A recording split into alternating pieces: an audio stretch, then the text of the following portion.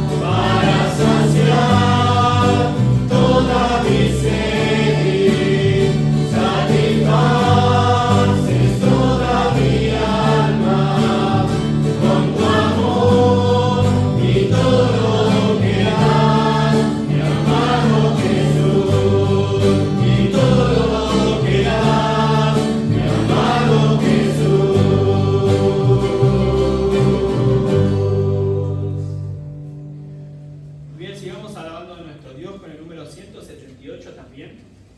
Creo que hace bastante que no lo cantamos.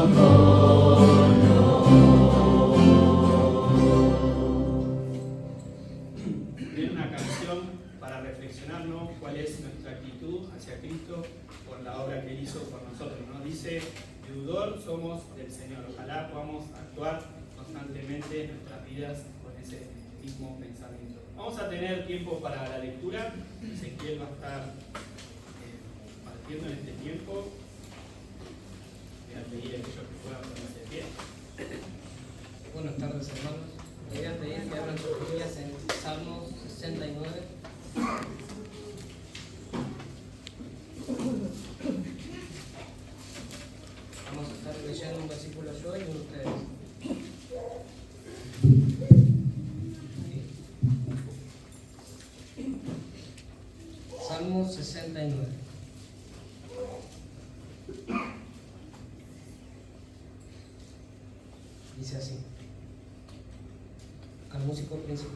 sobre lirios.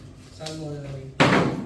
Sálvame, oh Dios, porque las aguas han entrado hasta el alma. Estoy hundido en el cielo profundo, donde no puedo hacer pie. He venido a ritmo de aguas, y la corriente me ha anegado.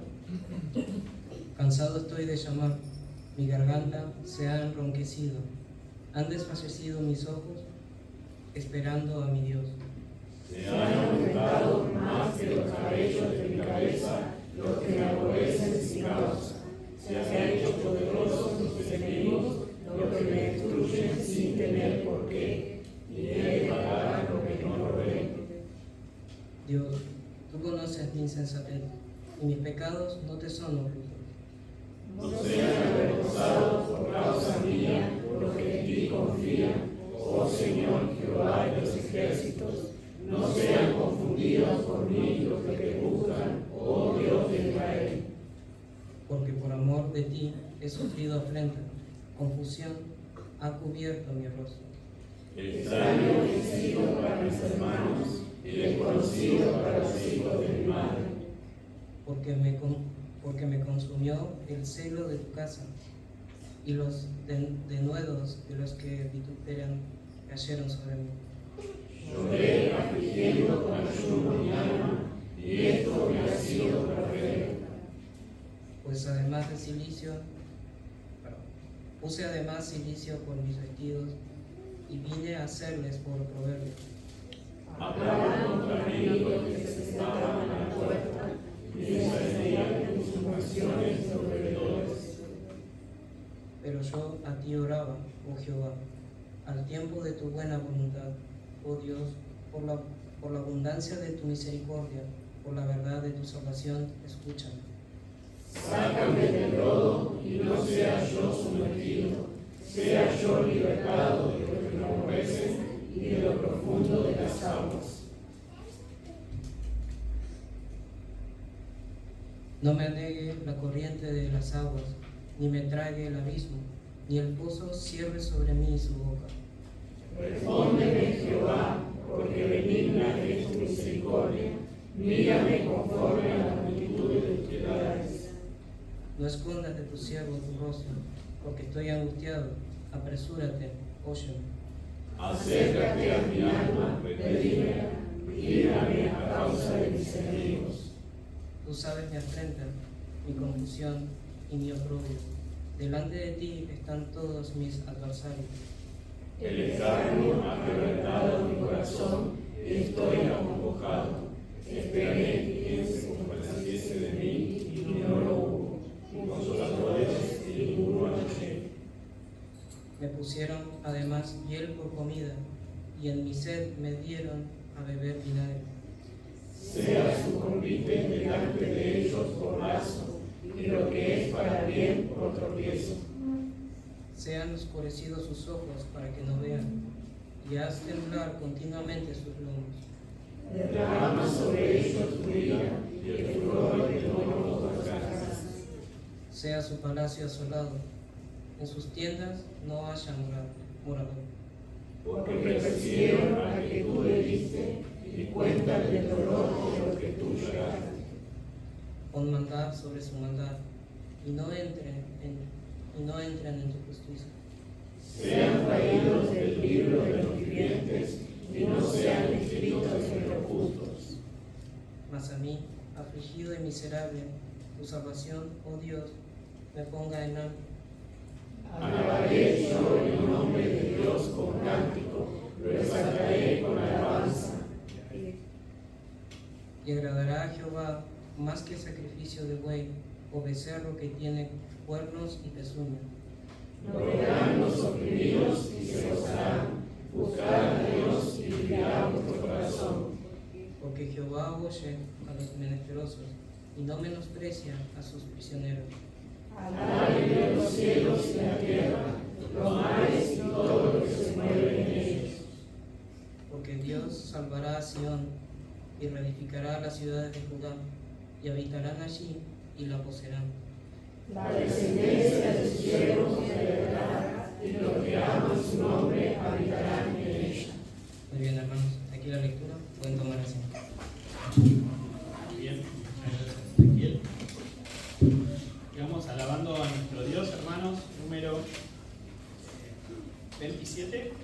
29, perdón, de los Salmos.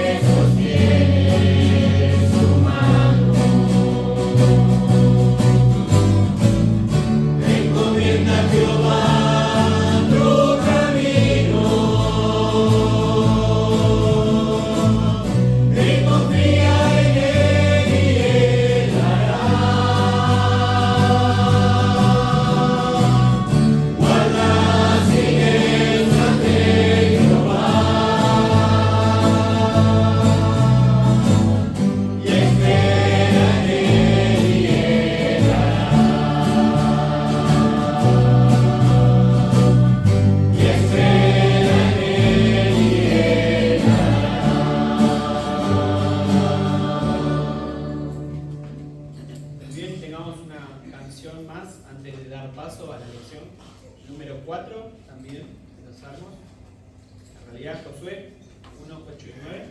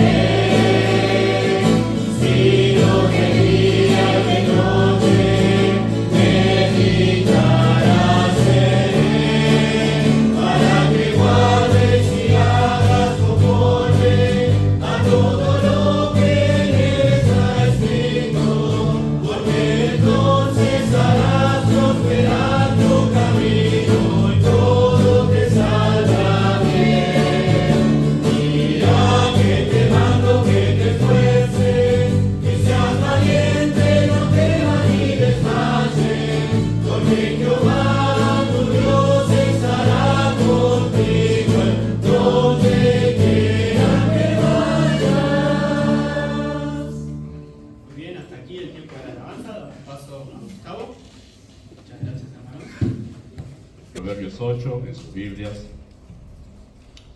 Vamos a estar leyendo el verso 22 al 31.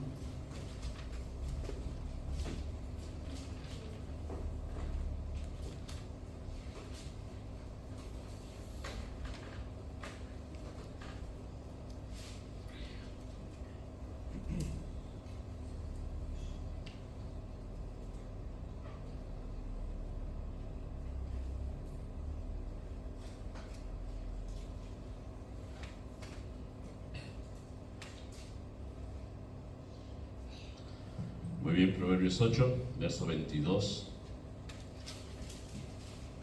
Dice de esta manera: Jehová me poseía en el principio, ya de antiguo, antes de sus obras. Eternamente tuvo el principado desde el principio, antes de la tierra. Antes de los abismos fui engendrada, antes que fuesen las fuentes de las muchas aguas, antes que los montes fuesen formados, antes de los collados ya había sido yo engendrada. No había aún hecho la tierra, ni los campos, ni el principio del polvo del mundo. Cuando formaba los cielos, allí estaba yo. Cuando trazaba el círculo sobre la faz del abismo, cuando afirmaba los cielos arriba, cuando afirmaba las fuentes del abismo, cuando ponía al mar su estatuto para que las aguas no traspasasen su mandamiento, cuando establecía los fundamentos de la tierra, con él estaba yo ordenándolo todo. Era su delicia de día en día, teniendo solaz delante de él en todo tiempo. Me regocijo en la parte habitable de su tierra, y mis delicias son con los hijos de los hombres. Muy bien, oramos. Amado Padre Celestial, oramos en esta tarde dando gracias por permitirnos congregarnos como tu pueblo. Rogamos, Padre, que podamos crecer en la conciencia de lo que hacemos cada vez que nos reunimos como tu iglesia. Tú estás en medio de tu pueblo y has determinado obrar en la vida de los tuyos a través de todo lo que hacemos como adoración a ti. No solamente los tuyos, sino también tú envías bendición y vida eterna en la armonía, en la reunión armoniosa de los tuyos. Así que tú también salvas a aquellos que has determinado que tengan vida eterna a través de los servicios de la iglesia. Por eso, Padre, ayúdanos a comprender la magnitud de lo que hacemos al congregarnos. Y ahora que estudiamos tu palabra, pedimos que tú obres de manera soberana y poderosa, tratando con nuestras almas en este tiempo. En el nombre de Jesús. Amén. Bueno, siempre recordemos el contexto, especialmente cuando entramos en este capítulo del libro de Proverbios, porque el capítulo 8, al desligarnos del contexto que venimos viendo o de donde viene, puede que llegar a dar algunas interpretaciones un poco faltas de contenido, y a veces en algunas un poco errados. Especialmente el bloque que vamos a ver hoy, el bloque este que vemos hoy, tenemos que tener en cuenta que el padre viene hablando desde el capítulo 1 sobre la educación en el hogar. Está educando a su hijo. Él está sentado ahí o está parado y está su esposa al lado. Así comienza Proverbios, papá y mamá hablando con su hijo.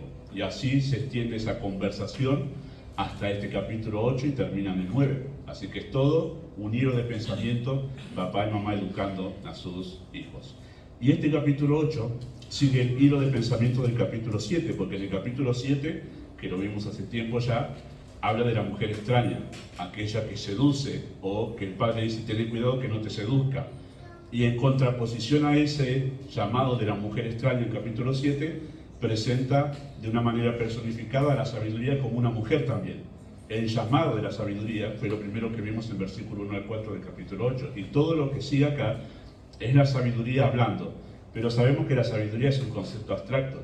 Entonces lo que está haciendo es dándole personalidad, y que en realidad quien habla es el padre con el hijo en ese momento, ¿sí? Por eso debemos tener en cuenta eso para poder darle la interpretación correcta al texto. Versículo 1 al 4 es el llamado de la sabiduría, versículo 5 al 9 es el lenguaje de la sabiduría, versículo 10 al 21 es el valor de la sabiduría, lo que vimos la semana pasada.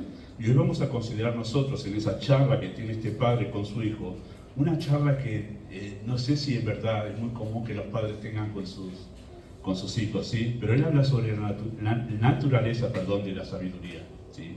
Y siempre tengamos en cuenta que cuando Proverbios utiliza la palabra sabiduría, o en este caso el padre, se está refiriendo a la ley de Dios en ese tiempo, se está refiriendo a la escritura, a la palabra de Dios, ¿sí? A eso se refiere con la palabra sabiduría, y eso también nos ayuda a entender a qué se está refiriendo cuando cada vez que menciona esa palabra. Conocimiento, sabiduría, ¿sí? Estatutos, lo utiliza Salmo 119, siempre es a la escritura. Así que habla de la naturaleza de la sabiduría. Y este bloque de versículos, ¿sí? 22 al 31 del capítulo 8, camina a la par de otros textos en la Escritura que son como las estrellas que más brillan en el firmamento. ¿Sí? Salmo 19, versículos 7 al 11, es un texto fundamental en la Escritura porque nos dice qué es la Biblia. ¿Sí? La ley de Jehová es perfecta, convierte el alma, el testimonio de Jehová es fiel, hace sabio al sencillo, habla sobre la naturaleza de la Escritura. Y corre a la par también con Salmo 119, ese salmo larguísimo, donde se habla acerca de cómo es y qué hace la palabra de Dios en la vida de una persona. Y también corre a la par de 2 de Timoteo, capítulo 3, versos 16 y 17, que es un texto fundamental en la doctrina. Porque 2 de Timoteo 3, 16 y 17 dice que toda la Escritura es inspirada por Dios y es útil para enseñar, redarguir y hacer al hombre de Dios completo para toda buena obra. Se habla de la autoridad de la Escritura allí, es la palabra de Dios, y se habla de la suficiencia de la Escritura, que es lo suficiente para poder hacer al creyente útil para los propósitos de Dios. Y listo, no hace falta más nada. Dos doctrinas sumamente importantes. Este pasaje, Proverbios 8, 22 al 31, corre a la par que esos pasajes. Está en ese grado de importancia en la Escritura. Habla de la naturaleza de la Escritura. Son textos claves todos estos, porque definen qué clase de libro es la Biblia. Por eso es tan importante este bloque que consideramos en esta tarde. Son textos que explican el por qué los cristianos tenemos tanta devoción hacia la Biblia. Por eso que este texto, dentro de este capítulo, creo que es uno de los más importantes. Así que el pasaje, considerado en el contexto, esto que vamos a ver hoy, nos permite afirmar esto, ¿sí? Que el conocimiento teológico es sumamente necesario para equipar a los padres en su rol de educadores.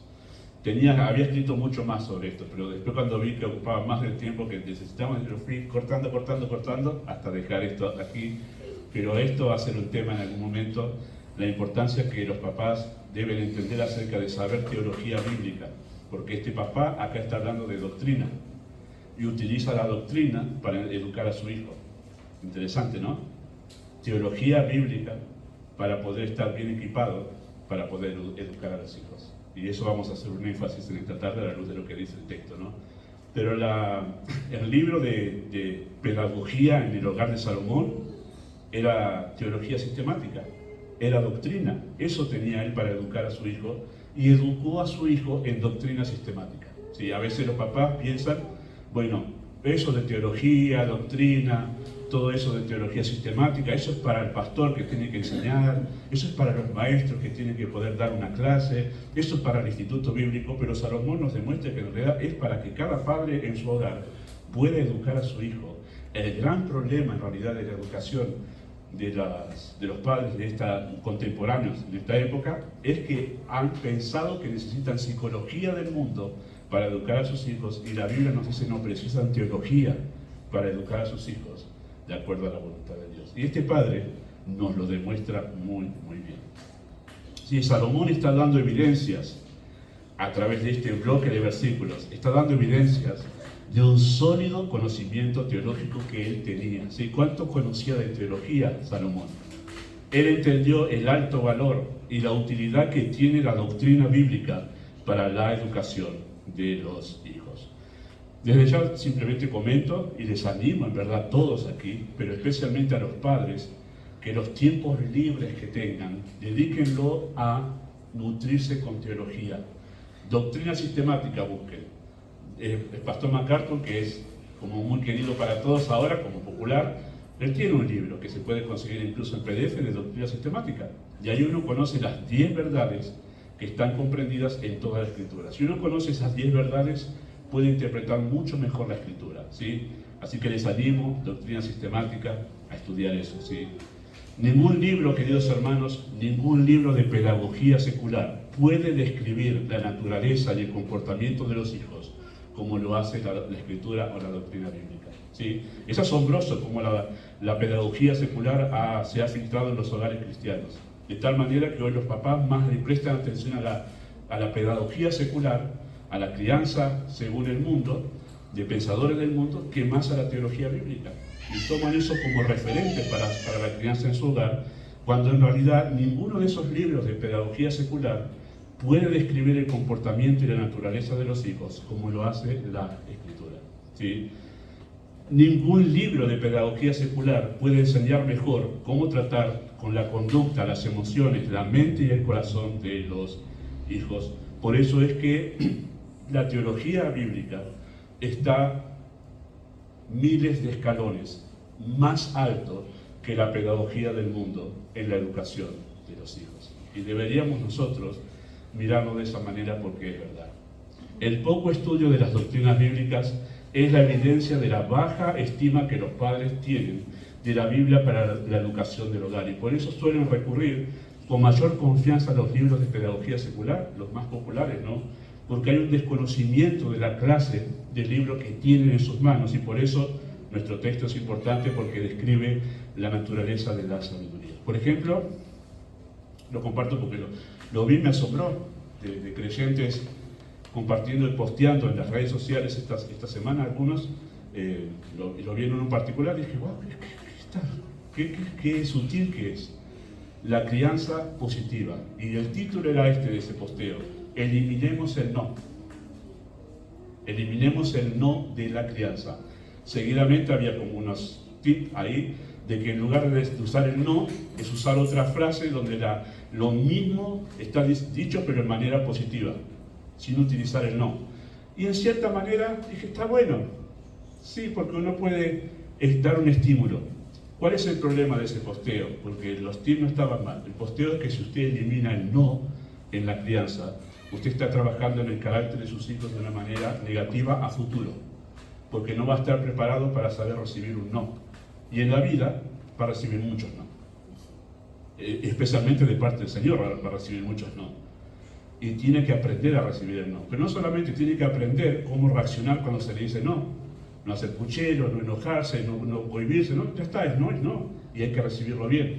Y esas enseñanzas que está posteada por creyentes, digo, ¿está pensando lo que está posteando? No está bueno eliminar el no. Tampoco está bueno que la educación sea todo no. Desde luego que no. Sino que tiene que haber un equilibrio entre las dos cosas. Pero hay que tener mucho cuidado, porque algunos posteos que parecen lindos, qué bueno esto para mi hogar, en realidad no coinciden con la doctrina bíblica y hay que tener mucho cuidado, ¿sí? Los padres tienen suficiente y más que suficiente herramientas en la doctrina bíblica para la educación de los hijos. El problema es que no toman esas herramientas para el hogar, ¿no? Pero cuando lo hagan, en verdad, sus hogares van a ser muy distintos. Bueno, el pasaje describe la naturaleza de la sabiduría de Dios, ¿no? ¿Cómo es la naturaleza de la Biblia o la naturaleza de la sabiduría según lo que Salomón dice acá? En primer lugar, la sabiduría de Dios es eterna, versículo 22 al versículo 26. Sí, ya lo leímos allí, no vamos a leerlos otra vez, pero habla sobre la eternidad de la sabiduría de Dios. Antes que existiese cosa alguna en este universo o en el universo en sí, ya la sabiduría estaba allí, antes que todas las cosas fuesen creadas, ¿no? Así que antes de que existiese el universo, todo lo que conocemos como la Biblia, todo lo que conocemos como la Biblia, eso es la sabiduría de Dios, ya estaba determinado en la mente del Creador. A eso se refiere en cuanto a la eternidad de la sabiduría. Todo esto que nosotros conocemos como la Escritura ya estaba en la mente de Dios y en el decreto de Dios antes que todas las cosas fuesen creadas. Sí, a esto que acabo de decir, que esto ya estaba en la mente de Dios antes que fuese escrito y antes que cosa alguna existiese, se lo conoce como el decreto divino. Eso es una doctrina en la Escritura. Quiere decir que cuando Dios elaboró el plan de redención antes que el mundo fuese creado y decretó cómo sucederían los distintos eventos y cuáles serían las personas involucradas para llevar a firme cumplimiento el decreto de su voluntad, esta voluntad ya estaba escrita, esta palabra ya estaba determinada. Esa voluntad estaba escrita antes de que todas las cosas fuesen llamadas a la existencia. Ahora, si bien la Biblia fue escrita en un lapso de 1500 años por 40 diferentes escritores en diferentes contextos, ¿sí? Sin embargo el contenido ¿sí? de este libro fue escrito antes de que las cosas existiesen. Dios no fue eligiendo, ¿sí?, qué poner en su libro a medida que iba transcurriendo el tiempo, ¿sí?, que iba avanzando el tiempo de la historia humana, ¿sí? Ya lo había decidido antes de que todo fuese creado. Y en realidad todo fue creado a partir de ese decreto, ¿sí? Quiero hacer una aclaración nomás en este pasaje, en este bloque de versículos. Noten que dice allí: Jehová me poseía en el principio, ya de antiguo, antes de las obras. Versículo 23, externamente tuvo el principado desde el principio, antes de la tierra. Versículo 24, antes de los abismos fui engendrada, antes que fuesen las fuentes de las muchas aguas, antes que los montes fuesen formados, antes que los collados, ya había sido yo engendrada. ¿Sí? Interesante. Porque cuando entramos a este pasaje, los teólogos lo saben muy bien, los que acá estudian teología lo saben muy bien, miramos a Cristo acá, en este pasaje. Porque Cristo es la sabiduría de Dios. Y los críticos de la interpretación protestante de la Escritura dicen: mira, esto habla de Cristo. Sí, ¿no ves que Él no es eterno? Hubo un momento en que Él fue creado, porque acá dice que Él fue creado por Dios. Fue engendrado por Dios en algún momento antes de que todas las cosas fuesen llamadas a la existencia. Bueno, un momento, entramos en ese problema cuando nosotros desligamos este pasaje de su contexto. Cuando Salomón escribió esto, él no estaba pensando en Cristo. Y ahí es donde viene el problema. Cuando Salomón escribió esto, estaba pensando en el libro de la ley. El Espíritu de Dios estaba pensando más allá, en Cristo, la sabiduría de Dios. Pero Salomón, en el escrito original, estaba pensando en la ley, en el libro de la ley, en el libro de Dios. En cuanto al contenido del libro de Dios, de la Biblia, sí hubo un momento en que eso fue decretado, que eso iba a suceder, iba a estar escrito en algún momento en la historia humana. Eso sí, tuvo un comienzo en la mente de Dios. Es parte de ese decreto. Cristo no. Cristo es Dios, Cristo es eterno. Y entramos en ese conflicto cuando nosotros desligamos el texto de su contexto. En el contexto original, Salomón pensaba en la ley. En el contexto teológico más amplio, se habla de Cristo. Pero él nunca fue engendrado. Pero el decreto de Dios sí tuvo un momento en que Dios dijo: esto va a estar en mi libro, ¿sí? Así que a eso se refiere el texto allí. Es eterno, ¿sí? Ningún libro de pedagogía, queridos hermanos, secular puede tener este atributo de ser un libro eterno. Dios, que es eterno, es decir, que permanece igual por siempre. Los libros seculares van cambiando con el tiempo porque quienes los han escrito son personas cambiantes. Y solo la Biblia permanece por siempre igual porque su autor permanece igual por siempre. O sea, lo que nosotros estamos leyendo hoy, en realidad fue pensado no hace 3000 años atrás, fue pensado antes de que el tiempo existiese. Y por eso es que la pedagogía secular nunca puede competir con la escritura, porque la escritura secular fue escrita por personas, primero, que no conocen a Dios, segundo, por personas temporales, y después personas que no pueden tener el contexto que Dios tiene de toda la historia humana. Y por eso es que jamás puede competir con este libro, que es eterno. Y por eso no duden nunca, queridos papás, en utilizar teología bíblica para educar a sus hijos y desechar la pedagogía secular, porque no puede entender ni comprender al ser humano como Dios lo comprende. Y por eso hay que estar muy convencido y seguro de qué clase de libro tenemos en nuestras manos. Es la verdad eterna de Dios, ¿sí? Solo la Biblia permanece para siempre igual, porque su autor es así. ¿Cómo es la naturaleza de la Biblia? Bueno, además de ser eterna, en segundo lugar, la naturaleza de la Biblia es que la sabiduría es poderosa. La sabiduría es poderosa. Versículo 27 al verso 30, la primera parte, ¿no? 30a. Con él estaba yo, ordenándolo todo. Nótenlo cómo comienza el versículo 27. Cuando formaba los cielos, allí estaba yo. Cuando trazaba el círculo sobre la faz del abismo, cuando afirmaba los cielos, cuando afirmaba las fuentes del abismo, cuando ponía al mar su estatuto para que las aguas no traspasasen su mandamiento, cuando establecía los fundamentos de la tierra, con él estaba yo ordenándolo todo. Interesante, ¿no? Habla del momento de la creación eso. Habla Génesis capítulo 1, es eso lo que está diciendo allí, ¿sí? El momento de la creación. Todo lo que existe, queridos hermanos, fue creado con base en la palabra de Dios. Dios dijo y fue hecho. A eso se refiere que la sabiduría estaba ahí en el momento de la creación. Es la palabra de Dios. Dios dijo y fue hecho. Dios hizo todo en base a su poderosa palabra.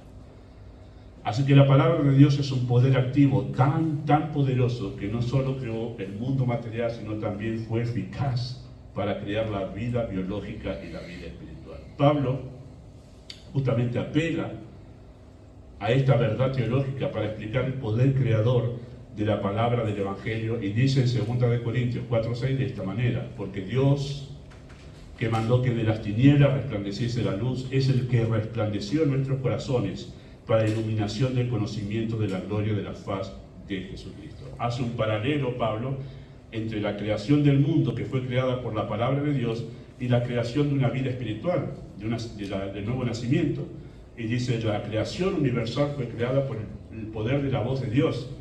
La creación espiritual también sucede lo mismo. Dios dice, vive, y la persona que es inconversa, sus ojos son abiertos, sus oídos espirituales son abiertos, y en ese momento se postra y adora a Dios, siguiéndole. Así sucede, por simplemente la voz de Dios, que de la misma manera que Cristo le dijo a Lázaro, Lázaro, ven fuera, así llama al incrédulo, escuchando la palabra del Evangelio. Pablo dice, así de poderosa es la palabra del Evangelio.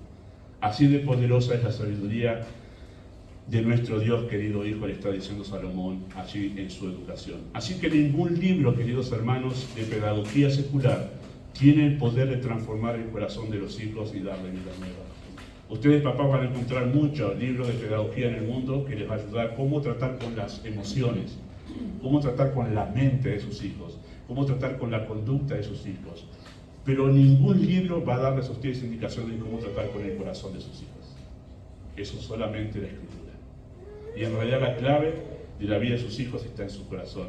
Y por eso la Escritura supera en capacidad y eficacia a cualquier otro libro de pedagogía, sea el pensador que sea y sea el facultativo que sea, jamás va a poder estar a la altura del Dios cuya palabra ha creado todas las cosas, con cuya palabra crea la vida misma. Por eso no duden en la Escritura como el libro supremo de pedagogía en el hogar. ¿Sí? ¿Cómo es la naturaleza de la Biblia? Bueno, no solo es eterna, no solo es poderosa, sino en tercer lugar, la sabiduría es suficiente, o la Biblia es suficiente. Versículo 30b al 31, que dice así, de esta manera. Dice, y era su delicia de día en día teniendo solaz delante de él en todo tiempo. Me regocijo en la parte habitable de su tierra, y mis delicias son con los hijos de los hombres. Bueno, Dios dijo, fue hecho, y después que fue hecho, vio Dios que todo lo que había hecho era bueno en gran manera, y descansó Dios al finalizar su obra creadora. Queridos hermanos, eso es la evidencia de la suficiencia de la palabra de Dios. No hacía falta más nada, fue suficiente. Lo que Dios hizo con su voz fue suficiente, y no había que agregarle más nada. Sus obras, dice Hebreos capítulo 4, estaban terminadas desde el comienzo del mundo. Interesante ese. La palabra de Dios, lo que Dios se propuso hacer, lo hizo con su palabra. Eso es eficacia, eso es suficiencia de la palabra de Dios. El deleite de día en día, el solaz en todo tiempo y el regocijo sobre su creación son palabras poéticas para explicar la plenitud que produce la palabra de Dios en el alma. Mucha paz, dice el Salmo 119, tienen los que aman tu ley. No hay para ellos tropiezo. Y los discípulos llegaron a conocer la plenitud de vida que se halla en la palabra de Dios y lo expresaron sin dudar cuando Cristo les preguntó, ¿ustedes quieren irse también con ellos? La respuesta de los discípulos fue contundente. ¿A quién iremos? ¿Tú qué tienes? Tú tienes palabras de vida eterna. Suficiencia, la suficiencia de la Escritura para saciar la sed del alma del ser humano. Nada puede saciar nuestra alma como lo hace la eterna verdad de Dios. Así que ningún libro de pedagogía secular puede tener este efecto vivificador del alma y vivificador del alma y de plena satisfacción. Tremendo, ¿no? Tremendo lo que el Padre le está diciendo al Hijo acerca de la naturaleza de la Biblia. Querido hijo, esta sabiduría que yo te estoy enseñando no es el conocimiento de un pensador más de nuestro tiempo. Esto es la eterna palabra de Dios. Es poderosa y es suficiente para todo lo que vos vas a vivir en este mundo. No precisás nada más. Qué broche de oro, ¿no? Para finalizar la enseñanza que Él está dando sobre la educación en su hogar. Después lo que viene es un llamado nuevo a rendirse a esta verdad. Así que eterna, poderosa y suficiente. Los padres cristianos no necesitan libros de pedagogía secular, necesitan estudiar teología bíblica, y este mensaje no es suficiente acento para poder dejar asentada esta verdad, pero ojalá sirva como un puntapié para que ustedes, papás, se animen a estudiar doctrina sistemática, no porque tengan que alguna vez predicar, no porque alguna vez tengan que dar un curso de discipulado, no porque alguna vez tengan que dar un testimonio, sino porque tienen hijos que educar, y la teología bíblica es el manual que Dios les ha dejado para educar a sus hijos. Anímense, está al alcance de todos hoy en día todo eso. Solamente hace falta un corazón dispuesto a leer, a meditar, a reflexionar y a enseñar. Muy bien, hasta aquí llegamos con esta parte de hoy. Dios mediante, la próxima vez que tengamos proverbio, ahí sí terminamos el último bloque que nos queda.